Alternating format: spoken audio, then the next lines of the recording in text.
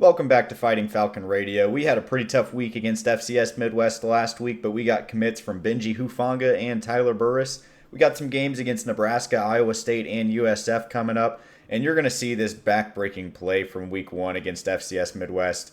Novosad's going to fumble it, and FCS Midwest is going to pick it up, break a tackle, and run 52 yards for a touchdown to go up 14-7 in the second quarter, and we were just never able to recover from that. So let's get into it. So game 1 against Nebraska was never even really close. We do have a nice touchdown here at the end to pull within 24, but even the celebration on this is going to be short-lived as Nebraska has no respect for the Falcons, and on the ensuing kickoff, they're going to field it at the 10-yard line, and they're going to take it 90 yards to the house to make it 38-7. Bowling Green never really had a chance in this one. We were just outmatched physically. They were quicker than us. They were more disciplined. So we're going to have to get back on the practice field, back in the weight room, and figure something out. Even on this last play with 3 seconds left, we had the ball on the goal line essentially, and we weren't even able to get in.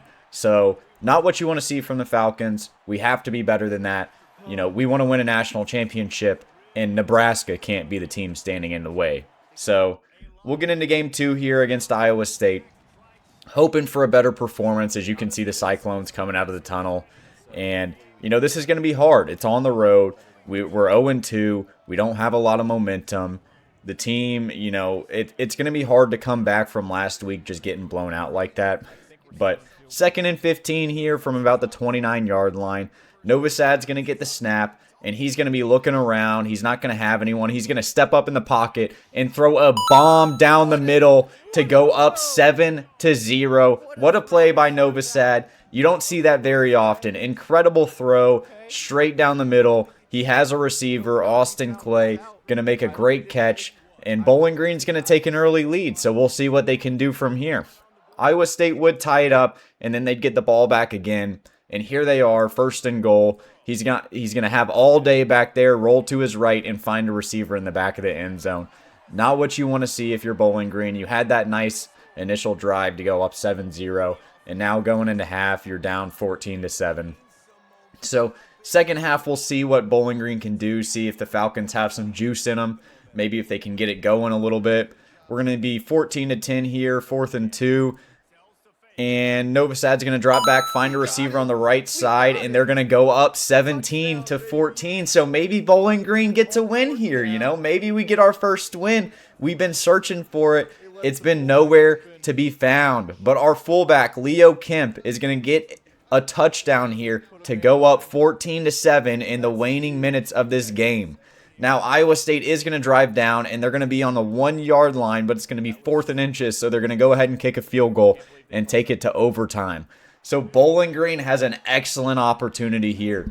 We're in overtime against Iowa State, a power conference team in year 1. We are on the road. We could pull a massive upset. Now, we are going to get held to a field goal. And on 2nd and 5 here, Iowa State's got the ball. They're going to toss it to the right, and their halfback's going to have a huge hole, and he's going to go all the way down to about the 1-yard line, and I'll let you watch from here.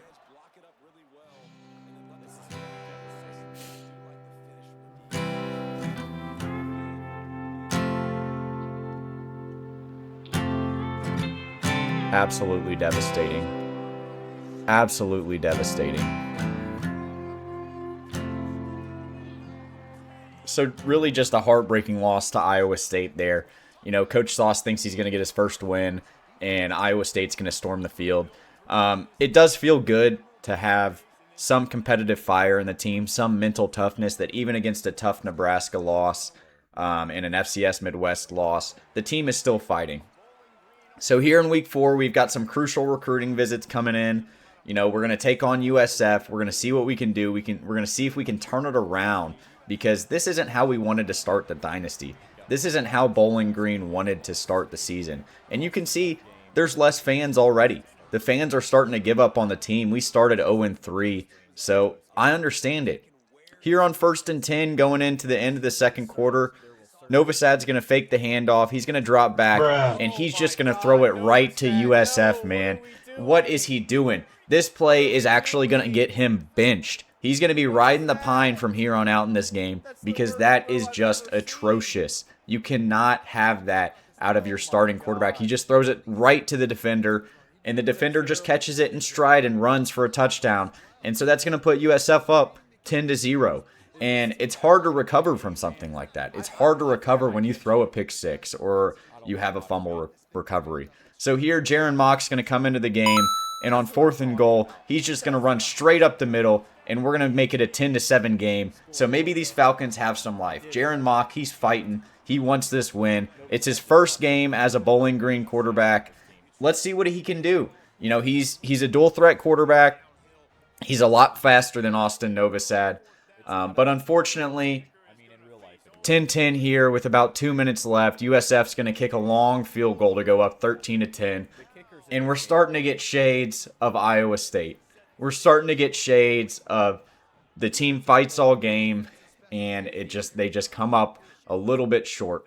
So here on 4th and 9, Jaron Mock's going to be in an empty set. He's going to get the snap, and he's going to have a receiver open on the drag, and he just takes forever to find him, and the receiver just runs out of bounds, ending the game. So a brutal loss to USF with lots of recruits in attendance. But we did see some flashes out of Jaron Mock, so maybe the team has a chance, and we'll get you to the post-game press conference now.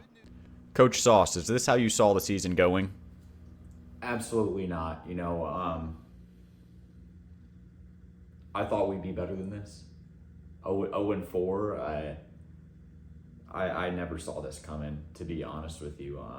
You know, we are better than this. We've had a few unlucky bounces. You know, week 1, just the team just wasn't ready, and that's on me. That's on me. We weren't ready for the season to start. We weren't ready for FCS Midwest.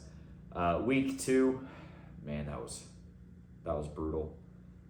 I don't even want to talk about the Nebraska game. I've shoved that out of my memory. And then weeks 3 and 4, man, to be that close against quality opponents. You know, Iowa State and USF, they're both really good teams. So I wish we could have those games back. I think we were one play away in both of those games. It just really hurts. It just really hurts. So, no, I didn't see. I didn't think this was how the season would go.